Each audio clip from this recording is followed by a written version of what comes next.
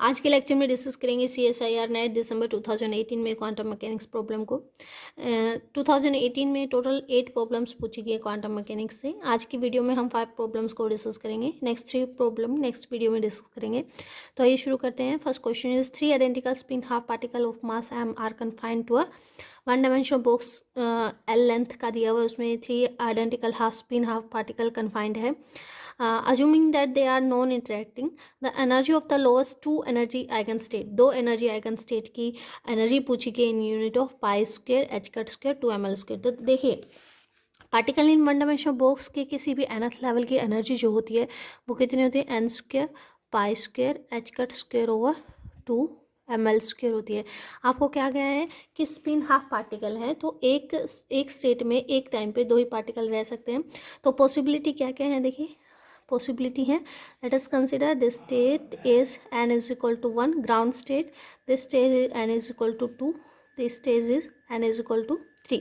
तो पॉसिबिलिटी है कि पहला एक पार्टिकल ग्राउंड स्टेट में है, दूसरा पार्टिकल भी ग्राउंड स्टेट में है, जो थर्ड पार्टिकल है वो फर्स्ट एक्साइटेड स्टेट में। एक पॉसिबिलिटी ये है। दूसरी पॉसिबिलिटी क्या होगी, सिमिलर मैनर में मान लो कि एक ही पार्टिकल ग्राउंड स्टेट में, बाकी बचे हुए जो 2 पार्टिकल हैं वो आपके कहाँ है, एक्साइटेड स्टेट में है, जहाँ पे n इज इक्वल टू क्या है, 2 है। दोनों के लिए अगर आप एनर्जी कैलकुलेट करें तो यहाँ पे जो हमारे पास एनर्जी हो जाएगी E n is equal to क्या आ जाएगी, 2 पार्टिकल के लिए n इज इक्वल टू क्या है, 1 है।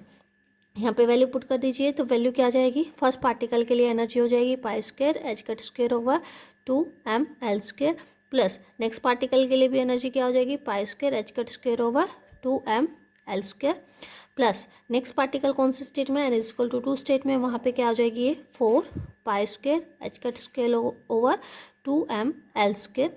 ऐड करते तो क्या आ जाएगा 6 into pi square h cut square over 2ml square. तो पहली जो एनर्जी आती है in unit of pi square h cut square और 2ml स्क्वेयर, तो वो क्या आ जाएगी आपकी 6 आ जाएगी। नेक्स्ट इस कॉन्फ़िगरेशन के लिए अगर आप एनर्जी कैलकुलेट करें तो वो क्या आ जाएगी, एक पार्टिकल हमारा ग्राउंड स्टेट में है, n इज इक्वल टू 1 है, तो एनर्जी हो जाएगी pi square h cut square over 2ml square, plus 2 particle हमारे n is equal to 2 state में है which is first excited state. तो हमारे पास एनर्जी एक पार्टिकल के लिए हो जाएगी 4 pi square h cut square over 2ml square, plus next particle के लिए भी सेम होगी pi square h cut square over 2ml square is equal to क्या आ जाएगी 9 into pi square h cut square over 2ml square. तो यहाँ से जो यूनिट बनती है वो क्या बनती है हमारी 9। तो राइट ऑप्शन हमारा क्या हो जाएगा, ऑप्शन बी। नेक्स्ट क्वेश्चन देखिए, नेक्स्ट क्वेश्चन क्या है, the ground state energy of an isotopic harmonic oscillator describe by the potential. Potential दिया हुआ है हमें, हमसे पूछा गया ग्राउंड स्टेट एनर्जी क्या होती है। देखिए ग्राउंड स्टेट एनर्जी जो होती कोई भी हार्मोनिक ऑसिलेटर में एनर्जी के जो फॉर्मूला होता है वो क्या होता है, n plus half h cut omega. यहाँ पे n जो होता है वो सम होता है nx plus ny plus nz का, तो ये हमें निकालना है। तो उसके लिए आप v को थोड़ा सा रीडिफाइन अगर कर दें, v इज इक्वल टू क्या है, half m omega square x square, इसको कहते हैं ओमेगा एक्स, प्लस इसको कहते हैं 1/2 हाफ m, यहाँ पे आ जाएगा 2 ओमेगा स्क्वेयर वाई स्क्वेयर, इसको ऐसे ही रहने देते हैं, हाफ m, यहाँ आ जाएगा 4 ओमेगा स्क्वेयर जेड स्क्वेयर। तो हम इसको लिख सकते हैं this term is half m omega x square half m omega y square half m omega z square. तो ये हार्मोनिक ऑसिलेटर का पोटेंशियल बन गया है। तो इसके कोरस्पॉन्डिंग जो हमारे पास यहाँ अगर कंपेयर करें तो ओमेगा की वैल्यू क्या है, omega x is equal to omega y is equal to 2 omega z is equal to क्या आ जाएगा 4 ओमेगा। एनर्जी जो हमारी आ जाएगी, energy is equal to n x plus half h cut omega x plus n y plus half h cut omega y plus n z plus half h cut omega z. Value put कर दीजिए omega x y and z की, तो हमारे पास equation क्या आ जाएगी, n x plus half h cut omega plus n y plus half h cut omega y की वैल्यू क्या है 2 omega plus n z plus half h cut omega z की वैल्यू है 4 ओमेगा। अंदर मल्टीप्लाई कर दीजिए, इक्वेशन क्या आ जाएगी n x plus 2 n y plus 4 n z plus half plus 1 plus 2 h cut omega. तो ये हमारे पास आ गया n x plus 2 n y plus 4 n z plus 7/2 h cut omega. आपसे पूछा गया ground state. For ground state n x is equal to n y is equal to n z क्या होगा 0 होगा। तो हमारे पास जो ग्राउंड स्टेट एनर्जी वो क्या आ जाएगी 7/2 एच कट ओमेगा। हमारा ऑप्शन जो करेक्ट होगा वो कौन सा हो जाएगा, ऑप्शन डी हमारा यहाँ पे करेक्ट। नेक्स्ट क्वेश्चन है let the wave function of the electron in A hydrogen atom problem से है। वेव फंक्शन हमें दिया है, आपसे पूछा गया है expectation value of the energy in this state, इस स्टेज में। तो पहले देख लेते हैं क्या ये वेव फंक्शन हमारा नॉर्मलाइज है। तो अगर इसके कोफिशिएंट का स्क्वायर करके ऐड करते हैं तो क्या बनता है, देखिए 1/6 प्लस 2/3 प्लस 1/6। अगर इसको ऐड करते हैं then this term will be equal to 1। तो हमारा गिवन वेव फंक्शन क्या है, नॉर्मलाइज वेव फंक्शन है। This term is 1/√6 5200 plus √2/3 521 -1 minus 1/√6 5100। So यहाँ पे एनर्जी जो आपसे पूछी गई एक्सपेक्टेशन वैल्यू ऑफ एनर्जी वो क्या आ जाएगी, समेशन प्रोबेबिलिटी और उसकी स्टेट की एनर्जी के सम के इक्वल होगी।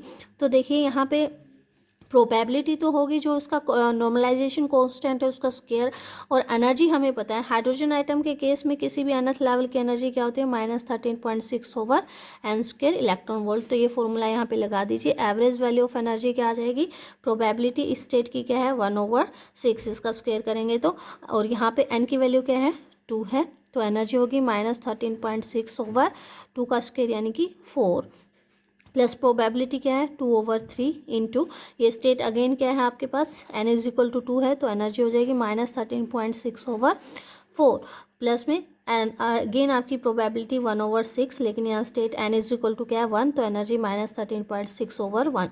और इसको अगर कैलकुलेट करें तो this value become 5.1 electron volt. तो यहाँ से ऑप्शन डी जो है वो हमारा क्या हो जाएगा, करेक्ट ऑप्शन हो जाएगा। नेक्स्ट क्वेश्चन है द कंसिडर ऑपरेटर। एक ऑपरेटर हमें ए एक्स इस तरीके से डिफाइन किया है L Y P z minus L Z P y, जहाँ पे जो एल आई और पी आई है, एल आई हमारा एंगुलर मोमेंटम है, पी आई जो है मोमेंटम है। और आपसे पूछा गया है कि commutator relation of A x x क्या होगा, ये हमसे पूछा गया है। तो यहाँ पे देखिए ए एक्स की वैल्यू अगर यहाँ पे हम पुट करें तो ये इक्वेशन हो जाएगी L Y P z minus L Z P Y x, ठीक है। तो यहाँ पे रिलेशन आपको क्या लगाना है, अगर आपके पास इस तरीके का रिलेशन है ए बी सी, तो आप इसको लिखते हैं, देखिए ये वाला ऑपरेटर बाहर, बी पहले लिख लिया बाहर, और यहाँ बच जाएगा ए सी, प्लस में पीछे वाला पीछे लिख लेते हैं ए बी और सी, इस तरीके से लिखते हैं। तो ये यहाँ पे भी वही लगाना है। पहले इसको एक्सपेंड कर लेते हैं। तो ये इक्वेशन हमारे पास यहाँ से ये आ जाएगा आपके पास equal to L Y P Z और x minus L Z P Y x, ठीक है। फिर यही प्रॉपर्टीज़ पे लगा देते, तो आगे वाला आगे निकल गया, एल वाई क्या रह गया हमारे पास पी जेड एक्स रह गया, प्लस में पीछे वाला पीछे निकाल देते हैं, एल वाई और एक्स रह गया और पी जेड, माइनस साइन है, माइनस को एज इट इज़ रखना है। अगेन आगे वाले को आगे निकाल देते हैं, पी वाई एक्स रह जाएगा, अगेन माइनस साइन है आपके पास, पीछे वाले को पीछे लिख देते हैं और रह गया एल जेड और एक्स और पी वाई, इस तरीके से लिख दिया। अब यहाँ पे देखिए ये कम्यूटेटर रिलेशन हमारा जीरो होगा, ये कम्यूटेटर रिलेशन भी जीरो होगा, क्योंकि ये नॉन जीरो कब आता है, जब आपका पोजीशन और मोमेंटम सेम डायरेक्शन में मेजर किया जाए। यहाँ पे पोजीशन आप एक्स डायरेक्शन में मेजर कर रहे हैं, मोमेंटम जेड डायरेक्शन में है। यहाँ देखिए तो पोजीशन एक्स में है, मोमेंटम वाई डायरेक्शन में है, तो ये कम्यूटेटर रिलेशन क्या होगा आपका जीरो होगा। तो यहाँ पे जो बचा हुआ कम्यूटेटर है वो क्या बच जाएगा, L Y X P Z और minus L Z X P Y, ठीक है। इसकी वैल्यू क्या होती है, एल वाई एक्स की वैल्यू क्या होती है माइनस, क्योंकि एक्स के बाद वाई आता है ना, यहाँ पे क्या है वाई के बाद एक्स है, तो माइनस साइन आ जाएगा, minus iota h cut z p z minus, ये जो साइक्लिक ऑर्डर है सही लिखा है, जेड के बाद एक्स ही आता है, तो यहाँ पे आ जाएगा iota h cut z x है तो वाई पी वाई, यहाँ से माइनस आइटा एच कट को कॉमन ले लीजिए, z p z plus y p y. तो ऑप्शन जो है फर्स्ट हमारा करेक्ट हो जाएगा।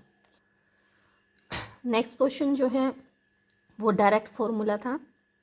तो देखिए वन डायमेंशनल एक सिस्टम दिया है जिसका हैमिल्टोनियन उन्होंने इस तरीके से डिफाइन किया है, पी स्क्वायर और mu m plus lambda mod value of x. ये काइनेटिक एनर्जी होगी, दिस इज पोटेंशियल। आपसे पूछा कि ग्राउंड स्टेट एनर्जी जो है लैम्डा के कितनी पावर पे डिपेंड करेगी, ठीक है। तो यहाँ पे देखिए इसका डायरेक्ट फॉर्मूला होता है, अगर potential alpha some constant x mod raise to power v पे डिपेंड कर रहा है तो एनर्जी इस तरीके से वेरी करती है। हमें अल्फ़ा की यानी alpha in the place of यहाँ पे क्या है लैम्डा है, तो लैम्डा की पावर देखनी है। तो यहाँ पे देखिए अगर अल्फ़ा की बात करें, अल्फ़ा की पावर की बात करें तो यहाँ से पावर क्या है 1 है, यहाँ अंडर रूट में है तो 1 ओवर अल्फ़ा है। तो ये जो पावर आप लिख लीजिए अल्फ़ा इंटू में क्या आ जाएगा 1 over under root alpha raise to power 2 nu over nu plus 2, इस तरीके से आपके पास है। और यहाँ पे हमारे क्वेश्चन में अल्फ़ा की जगह पे क्या है lambda, lambda raise to power 1 और ये क्योंकि नीचे है तो माइनस 1 ओवर 2 पावर करेंगे तो क्या आ जाएगा आपका न्यू ओवर न्यू प्लस 2, ये माइनस हो जाएगा तो पावर कितनी आ जाएगी लैम्डा, ये आ जाएगा nu plus 2 minus nu over nu plus 2 is equal to क्या आ जाएगा lambda raise to power 2 over nu plus 2। और हमारे क्वेश्चन में न्यू की जगह पे क्या है 1 है तो आपके पास पावर कितनी आ जाएगी lambda raise to power 2 over 3। तो ऑप्शन बी जो है हमारा करेक्ट हो जाएगा। इस तरीके से हमने 5 क्वेश्चन डिस्कस कर लिए, बचे हुए 3 क्वेश्चन जो है हम नेक्स्ट वीडियो में डिस्कस करेंगे।